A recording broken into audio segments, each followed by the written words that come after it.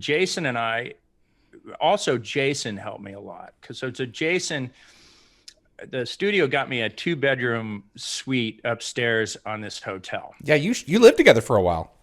Yeah. Well, it was interesting. We weren't supposed to, but he came in and Oh, he goes, "Hey," really? Okay. yeah, he was like, "Joji, dude, can I stay in your room until I find a place?" I'm like, "Yeah, no problem." 1 week goes by, 2 weeks goes by. Now it's like a month. And I know that the buffalo skins and everything else aren't leaving. My place looks like a cave now, but that's okay, because the truth is I love the company and I just love him. He's an awesome guy. And we were able to keep each other pretty sane. And it really made a difference having that companionship. And he was there. I mean, Christ, I had a kid that I couldn't get to when he was born. My father died while I was on set working with Jason. I mean, having him as my buddy and living together got me through a lot of that. And then he and I would fly down to LA almost every weekend together, and he'd see his family, I'd see my family. And, you realize that there's no way you're getting through life alone. Like, no. You need friends and family, and you got to lean on them. Absolutely. Yeah. And so I just had never been in a situation where I had to lean on people emotionally, and for the first time in my life. And I was like, God, I'm lucky. I got good friends. So yeah, no, absolutely. And it must be just kind of jarring just watching his stratospheric success. I mean, you must be just tickled pink for him. His success has been tremendous and well earned. It's not like watching one of my own kids succeed. It's that fulfilling. Especially knowing him from the beginning. And especially knowing that he's a solid guy that really deserves everything, and he's not going to get disjointed by the fame. If he was getting disjointed by it, like, I'd be the first person to tell him. Slap him down. Yeah. Come on. Get real. Yeah, he's got his feet on the ground. Yeah. But yeah. Awesome.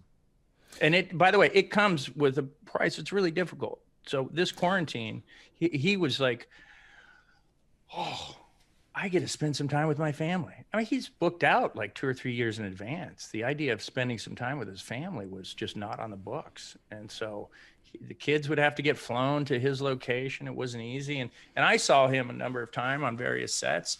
I visited him up in Vancouver Island and down in Australia and everything else. It's a lot. It's my experience being the lead on this show multiplied by about 100. That's how much pressure is put on you. You're now a money maker. That's true. Making big money for people. Yeah, studios. Yeah. And his movie passed $1 billion. Your movie passed $1 billion. You're in a different level of Hollywood. So that's almost like dangerous to even think about.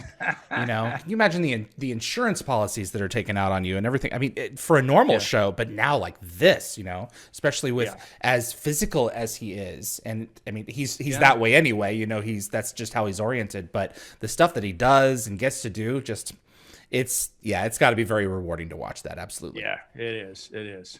Years ago in one of our interviews, you talked about the relationship between Stargate, the Circle, and the hero's journey. And I've always thought about this speech that you gave, because I recently read I hope it didn't come off like a speech.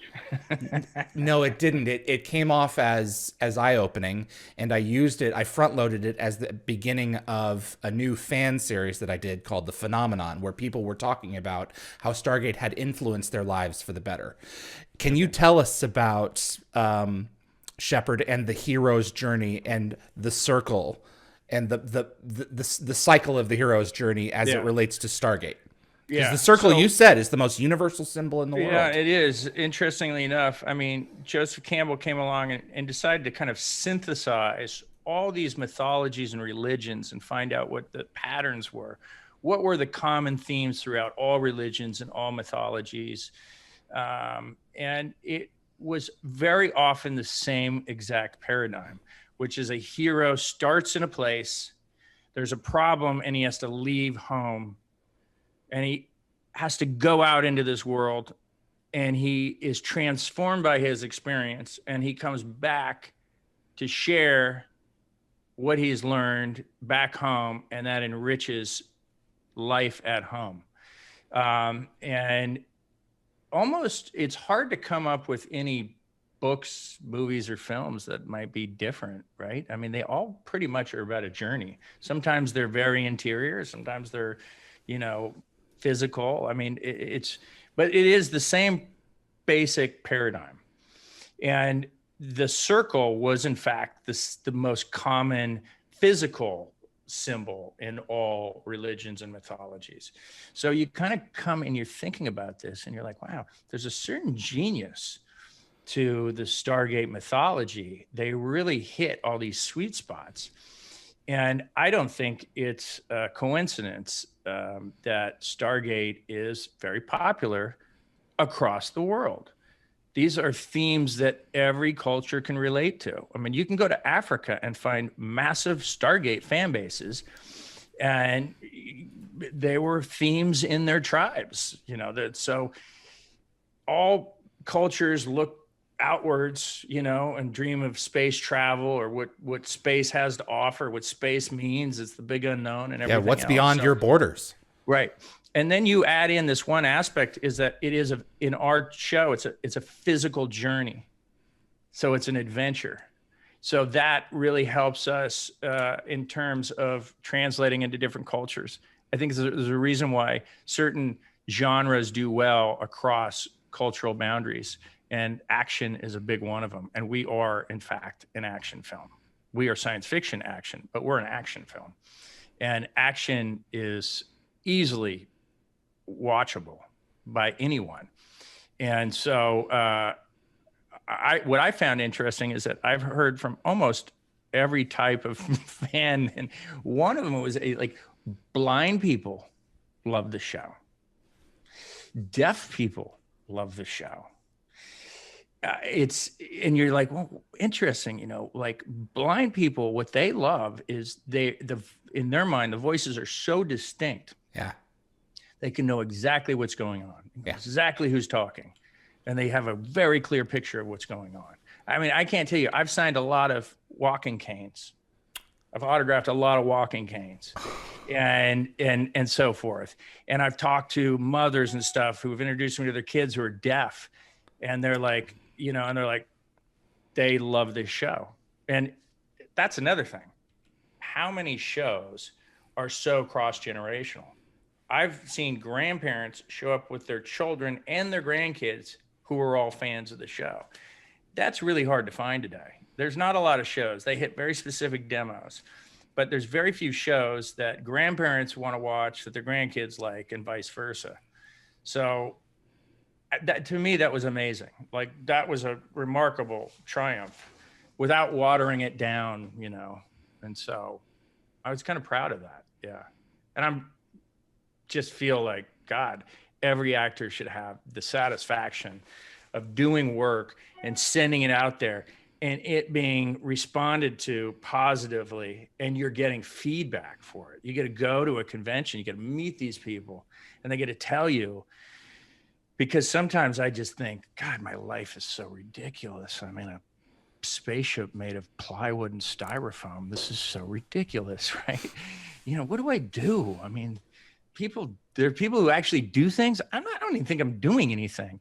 And then somebody comes along and they says, it's really interesting. I was in like stage 3 cancer, and I was in the hospital for like 3 months, and I watched your show back to back, and it helped me get through it. I hear that story so much about people that are recovering from something, that have been sick, they're in a tough part of their lives, and the show helped. And then I say, wow, I am really proud that I am able to contribute in any way, shape, and form to somebody's life being better. That's awesome.